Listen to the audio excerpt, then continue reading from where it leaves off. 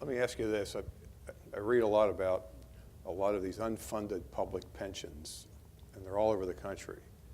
And how's that going to affect what you do and the lending and everything? Is it? You know, I think what you're speaking of are predominantly, you know, the municipal workers Right. of such and such. But they're into this Yes, business, aren't they? Yeah. many of them have righted the ship, though. I mean, Okay. they've been managing their assets and liabilities and looking. A lot of them got hurt in the last downturn, and many of them that had invested in funds, especially the open-ended funds, they redeemed their money, took it out, but now they're kind of retooling and going forward. So they've got fairly predictable cash flows that they're investing for. And one good thing, I mean, the money's still coming in. It's not like General Motors that froze the contributions or reduced them greatly, and suddenly people are living longer and all that, and they're out of balance. These guys, you know, if you've got school teachers or municipal workers, you're clipping them every month for whatever it takes to fund these things. So they're in much better shape than some of these others that have got out of balance. All right. Welcome. You know, Walmart years ago set a new standard for industrial warehouse out the port. What do you see on the horizons? I know the Walmart. I mean the Walmart project has attracted a lot of other companies out there, but what do you see in the future? Well, the Walmart, I almost decided to go in the concrete construction business just because of the amount of concrete that they use on that single job. But that just didn't arrive here by accident. You know, the state assisted, and there was a lot of efforts. Chambers County, there was a lot of efforts to kind of land that in those jobs. What the port volume, the port as it's currently designed, as a master plan, and they have the land to do it, will pretty much triple in size over the next 20 years.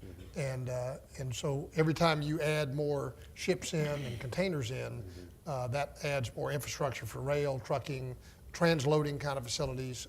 And so it's the end customer, like the Walmart, that determines the locations. When there was the strike in Long Beach a number of years ago, it pretty much shut down the whole economy. UPS, all the retailers, they lost billions of dollars a day, and it was pretty much determined by Walmart and others back then that never again would they rely on one or two ports of entry in order to distribute goods, because it pretty much almost crippled the whole economy. And so strategically, there are a lot of groups that the Port of Houston are talking to now, because the central United States is where all the growth is occurring.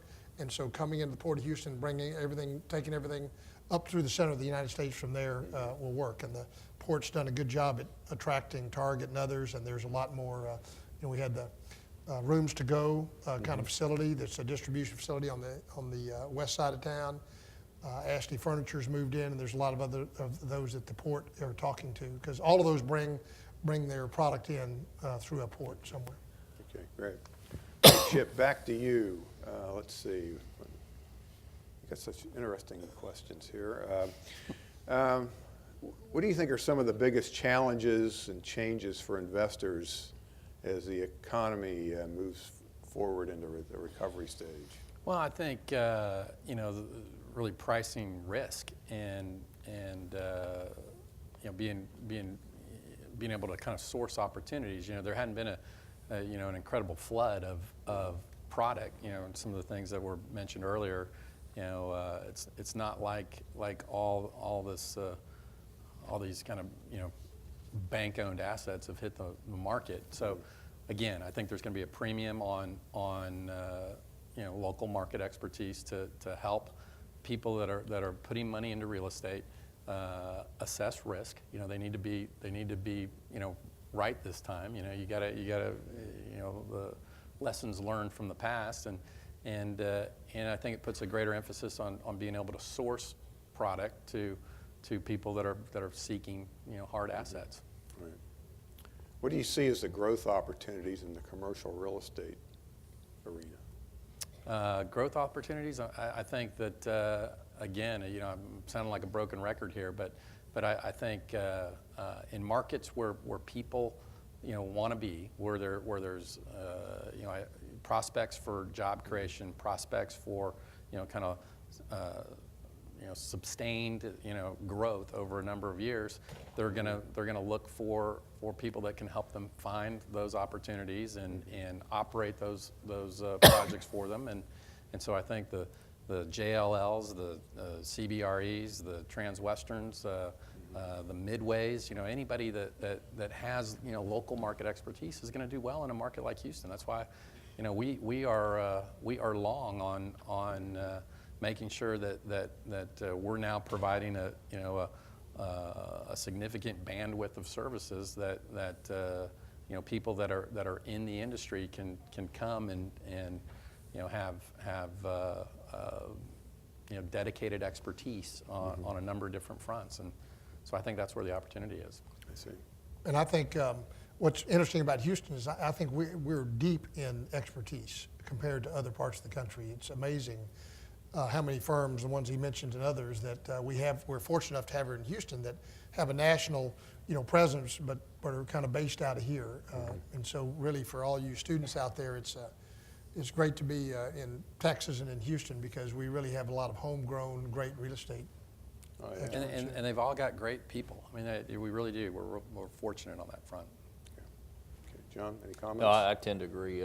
There's the opportunities are going to be, companies have cut back and pared back, and they're not quite ready. Some of them are starting to hire, but you give this market a good 6 months or 9 months of sustained high transaction volumes, and whether it's leasing or sales or whatever, people are going to start backfilling. I mean, you can only run so thin for so long. So I think this is a market to watch, really, and this will be one of the first markets to emerge. I mean, Austin may be a little bit ahead, but we're in good shape. And if what I think is going to happen happens here, then I think there's going to be opportunities across the board, really. So. Okay, now we get to the blue questions. The Glengarry. Yeah, the good leads. Yeah. Yeah, these are the good. Right. These are the, These people haven't seen that movie, John. how many people have seen Glengarry, Glen Ross? Okay. Thank you. Always be right. closing. Yeah. Always be exactly. closing. All This right. side of the room. All Yeah. right. It's all the older people. Right, exactly. It's all- Unfortunately, it's all the older people. Yeah. All right, here we go. With the rumors of inflation, how will this affect our local development climate? Will people stray away from development? Who wants to take that one? I don't see any. Of